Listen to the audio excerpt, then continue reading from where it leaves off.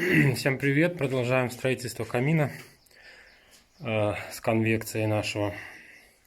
Значит, вот у нас уже заложено шамотное ядро практически во всю высоту.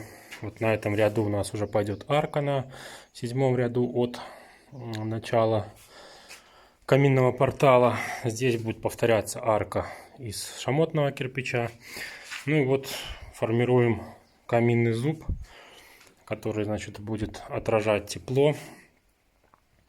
Кроме того, саму топку камина делаем чуть-чуть, видите, не под прямым углом, а чуть-чуть заворачиваем, для того, чтобы вот эти вот боковые стенки тоже могли аккумулировать тепло и отражать его сюда на помещение.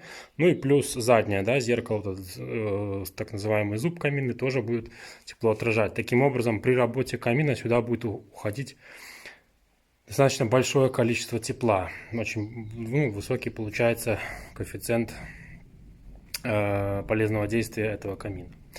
Вот. Ну и там вот здесь вот, видите, оставлено место для конвекции. То есть вот за счет того, что вот эта вот стенка будет горячая, конвекция будет осуществляться с этой стороны. Ну и по этой стенке то же самое вот с этой стороны. Таким вот образом, вот здесь уже будут на этом ряду выходы. Да, вот я уже заложил две рамки, пока просто они стоят, еще не вмонтированы. Значит, здесь будет выходить теплый воздух уже обратно в помещение. Таким вот образом продолжаем работать.